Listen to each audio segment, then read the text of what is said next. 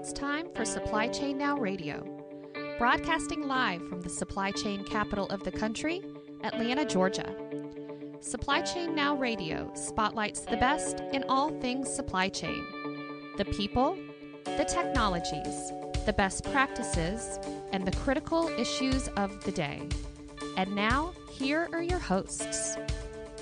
Hey, good afternoon. Scott Luton here with you live on Supply Chain Now. Welcome back to the show. Really excited about this final interview we're going to be doing. If you can hear the energy in the room, we're here live with CSCMP Atlanta Roundtable. Had a great lunch event, and guess what? We've got the Keynote with us, which we're going to introduce in just a second. But for starters, Greg White, you're back with us, my fearless co-host, supply chain adjutant, trusted advisor. How you doing, Greg? Great. This was great. A great session.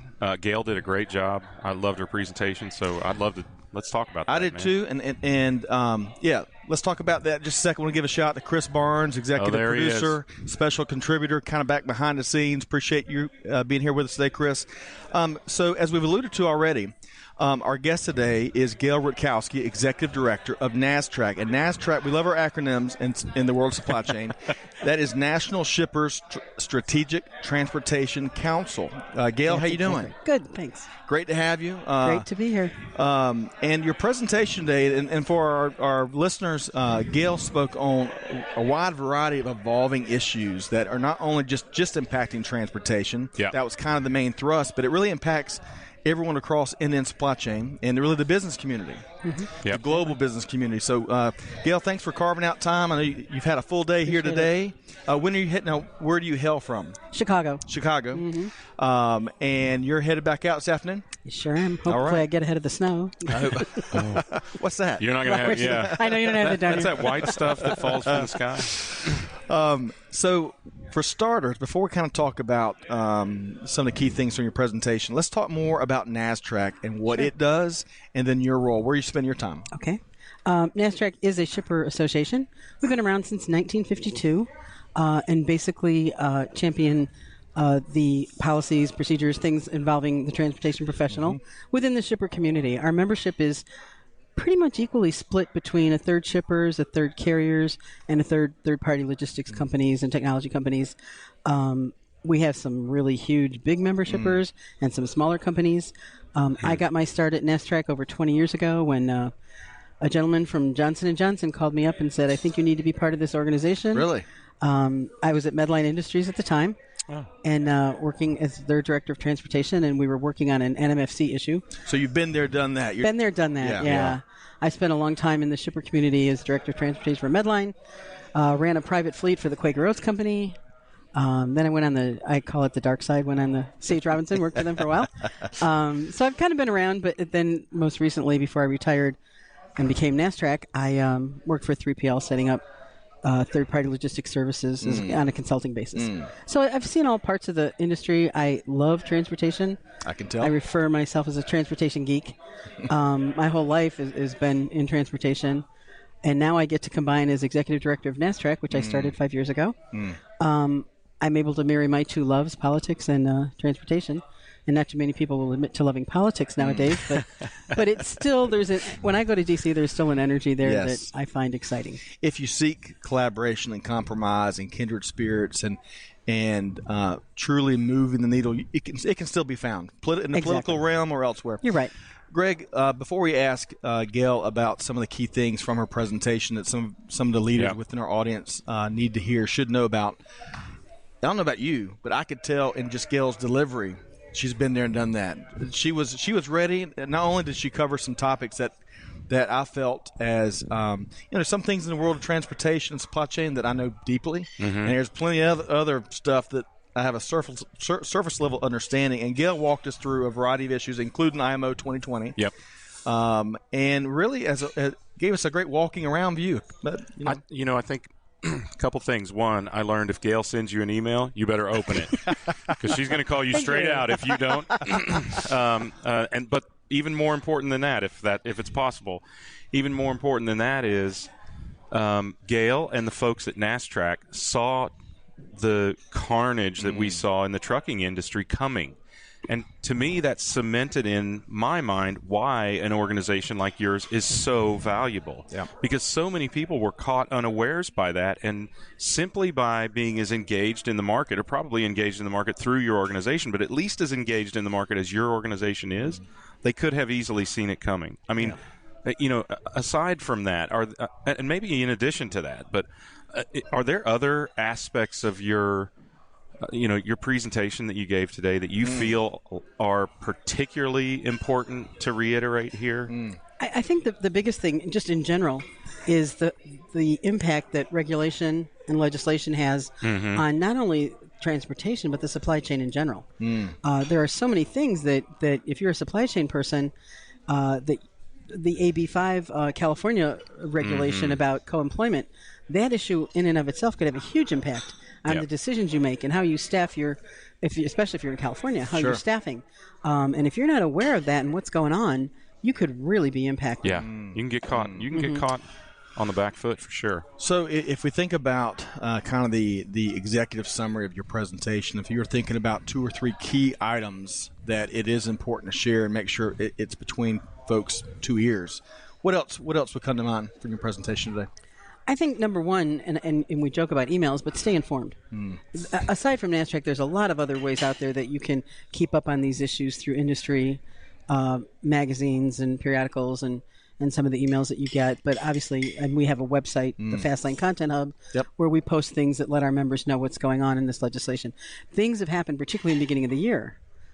Know that January is a great time for a lot of things to go into effect. IMO 2020, AB5 was just ruled on January 10th. The Drug and Alcohol Clearinghouse on January 6th. All of these things are just happening now and have the capacity to really impact the decisions that you're going to make as you develop your transportation and supply chain strategy throughout 2020. So I want to ask you a bit about IMO 2020. So I was home with my family through the holidays, and we started. And you all studied, shop. and you started studying IMO 2020. Actually, started. Brantley was a big fan, wasn't she? Actually, this is my extended family. My wife's uncle, Uncle George, who knows, maybe listening. He was asking me about the authority behind IMO 2020. Is it who's behind mandating that's driving the needle? That is the IMO. The IMO is the International Maritime Organization.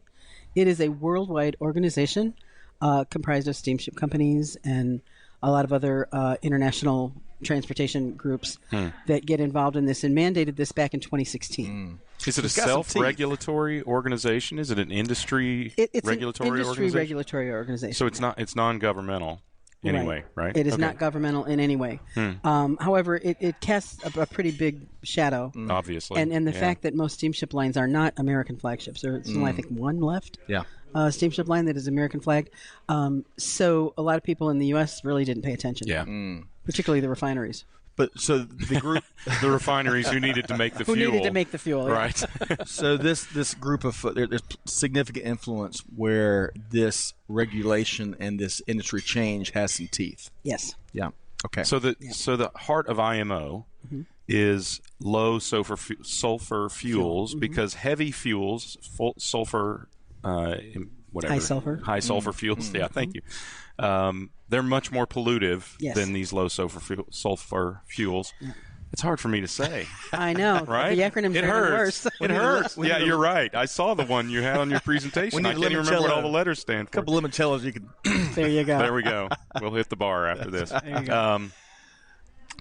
But I think the important thing for our listeners to understand is that the goal here, and because this is an industry organization, I think particularly to be applauded, but the goal is to reduce pollution, right? Yes. Because these ships produce a tremendous amount of pollution. They're usually diesel-driven, correct? And with that heavy fuel, they create a lot of pollution. I actually saw the fuel itself. It looks like tar, and it basically is what's left when the refiners have refined everything else they needed. It's what's at the bottom of the barrel that they use to move these ships. Wow. Oh, what's interesting, I saw an article in the Wall Street Journal a few months back, and it pointed out that the supply chain behind the new fuel. There may hit some challenges there because right now you can get the current fuel in any port, right? It's prevalent. Right. And as these ships move towards the new fuel, the supply chain getting that to every port so that it really sticks is going to be a challenge. And then some of the new technologies.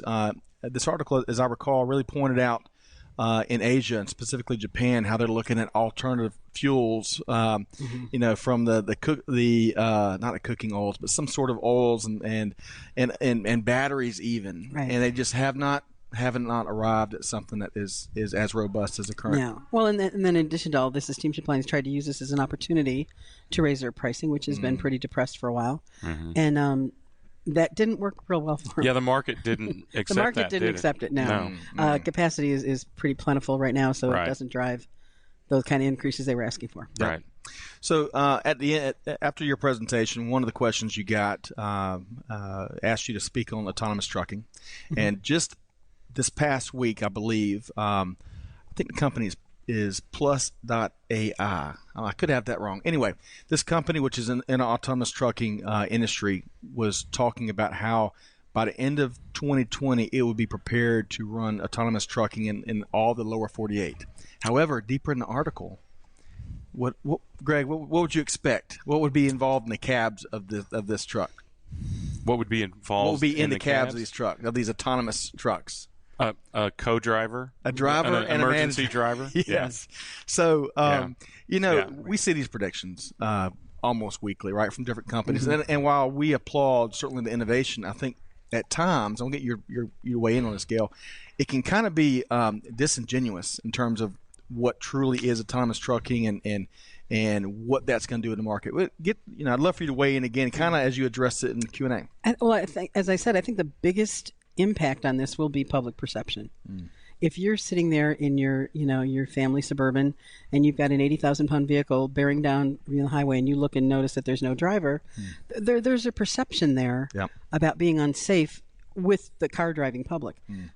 Even though it has been proven to be relatively safe, they have been experimenting with platooning. Right. There's things that are going on out there. But I think what we're going to see and what we are seeing is more computerization within the tractor itself, more computer assist in terms of accident assistance and braking and all that kind of stuff to make the driver more aware. So I think the driver, it's going to be more of an education for the drivers to become more technology proficient to be able to utilize that You stuff. mentioned that in your presentation, and I have to admit, I was pretty surprised that the things that we have in cars, or that you have even in some of the smaller vans, right, the Sprinters and the Ford Transit vans, right?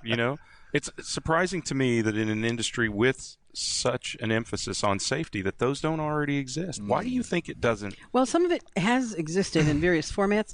One of the issues that they struggle with, and in fact, I just read an article recently, is the driver getting too distracted. So right now, if you go into a tractor nowadays, it looks like you're in front of a computer board. It looks and it's like an aircraft Where do you want the driver to look?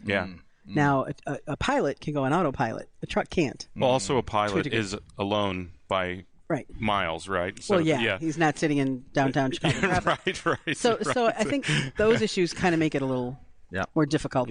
But I think the carriers have come a long way, and I know that some of the cool things that they're doing with the tractor manufacturers is really interesting. And what we're hoping, we talked about this during National Truck Driver Week, how truck drivers are becoming technologists. And hopefully that leads to more of the appeal, and one of the things you touched on in your presentation was the talk of lowering the age to 18. There's some obstacles and challenges there. I love how you put it, especially if you're the parent of a teenager. That might send shockwaves. Paying insurance for them, exactly. But, trying to get creative and do things differently to get around some of the challenges we have in the trucking industry, right? Right. The one thing I didn't mention, too, is that there is a big push on to get more women behind the wheel. Yes. Yeah. There's some great groups that we've rubbed elbows with over the years. Women in Trucking. Women in Trucking, Ellen Voice Group, Yep. She came and she spoke on a panel at the last Modex that was here in Atlanta 2018. And that's important. And we need not just in trucking, but really across supply chain. We've all read plenty of statistics and background coloring behind some of the challenges there, but that's a welcome movement, and hopefully it continues to grow more legs. All right, so let's shift gears a bit. No pun intended. Let's talk about 2019. It's January. Thanks for the courtesy laugh, ladies and gentlemen. Yeah. So it was looking totally back, courtesy. Yeah. I'm used to it. Looking back at 2019, what's going to stick out in your mind? Let's say it's 2029, and you're thinking about 10 years ago. What are a couple of things this past year that are really going to stick with you?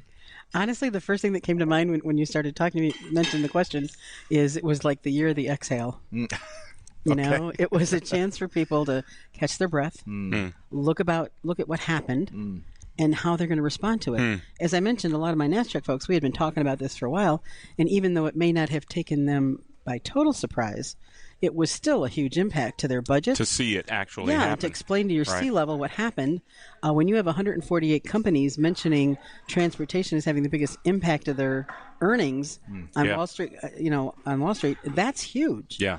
And while you'd like to think that any press is good press, it really didn't help their transportation person sitting down there having to explain to the C-level why they took a 20% increase in their freight budget this year. So I think 2019 should have been, maybe it has been for some smart shippers, a chance for introspection. Look back, see where our plan went awry. What are we going to do to change? And how are we going to make transportation a strategic part of our overall supply chain plan?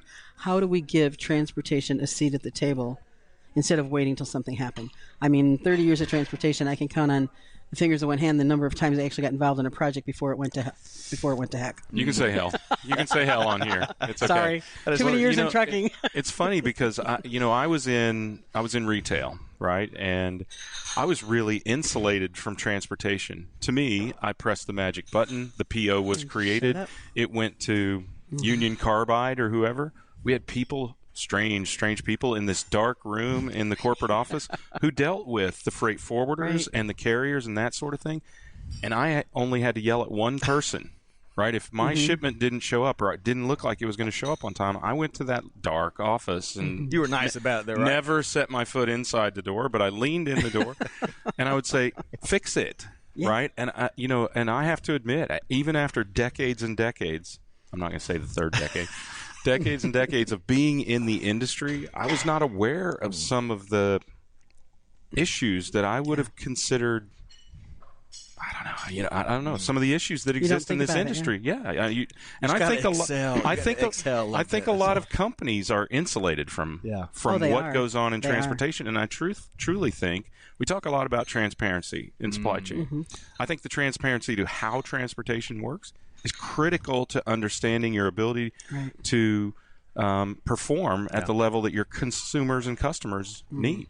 Right? You just can't sweep it under the rug.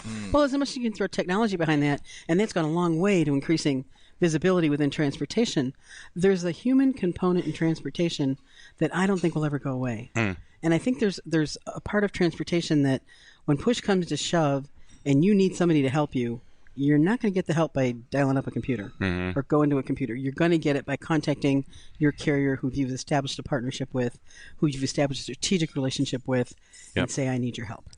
And that's never going to go away. Especially the problem solving related to the things the fires you have to put out every day. Exactly. You can only use artificial intelligence for so much, and then you need actual intelligence. That's true. Exactly. Right. The other AI. So far, we'll see. All right. So I want to, as we kind of wind down the interview, I definitely want to get you to weigh in on what's the value to professionals for participating in groups like NASSTRAC and groups like CSCMP and other industry groups. Where do you think folks stand to benefit the most? I think it's so on two levels. It's so important for people in the industry to be able to get influences from all over, from not just your company or not from your immediate colleagues, but it's important to hear. I've learned things in my interactions with associations from my colleagues that I could never have figured out on my own. To be able to call up a colleague at Johnson & Johnson or CVS or one of our other members and say, hey, I'm struggling with this issue. Can you help me?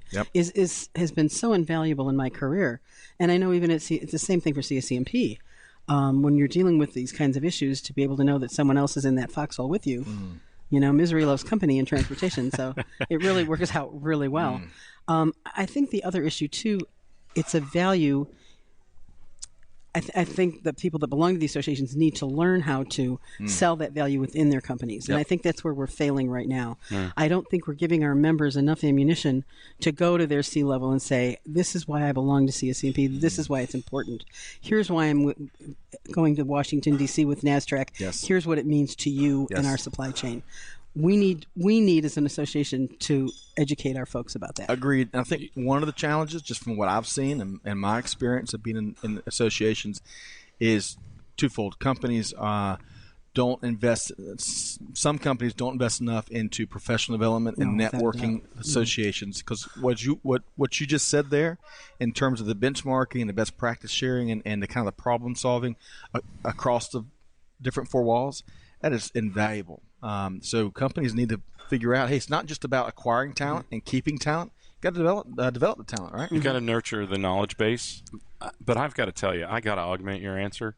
I have to. Sure. Because your foresight, your organization's research capabilities to have the foresight to see 2019 coming, you don't need another reason than that to be associated to a group than that. You can't have that kind of insight and that kind of market research inside your organization when your job is to create the products that are moved or to move the freight. You need somebody who's taken that step back from operating to overseeing the practices in the industry and to advocating and analyzing what's going on in the industry. I mean, you are so no right. one should ever get caught like companies did in 2019. And I have to tell you, obviously, I'm a little slow on the uptake, but obviously I just put it together right when you started your presentation that what you all had available, everyone else should have been accessing, right? If they had known that if they had known or been a party to your organization, they could have had that same access to that information and not got caught on the back foot. It could have saved companies. Right? Could help them mitigate a lot of the. I mean, the number of jobs that were lost based on just the few companies that you listed on your presentation were substantial, and it could have saved jobs, it could have saved companies, it could have saved millions, maybe billions of dollars. You like to think so, but you have that. Well, that's a business case, isn't it? I mean, if you think about it, transportation is so transactional by nature. That it's very difficult for transportation people to get out of that foxhole, as you described it, and become strategic and take that look. So this is what NASSTRAC's mission is, and that's why strategic is in our, I make jokes about it, but that's why it's in our acronym, that we need to teach transportation people how to be strategic. Yes. No doubt. Okay, so as we wrap up here, I know that you shared some of the events. You had a great, well-received webinar series. I think it was called The Perfect Storm. Perfect Storm. First one, right? First Storm. And now, what's the next one? Well, we're right in the middle of our next series called Breaking Down the Silos. We've already had 2 installments. One is Transportation and Finance, how to break down that silo. We had Transportation and Procurement. The next one's coming up February 6th, and it's with sales. So for those of you in the sales group. Why do you point at me and say, why does everybody think I'm the sales guy? Just seems like a sales guy. Yeah, I do. I am a sales guy. You're right.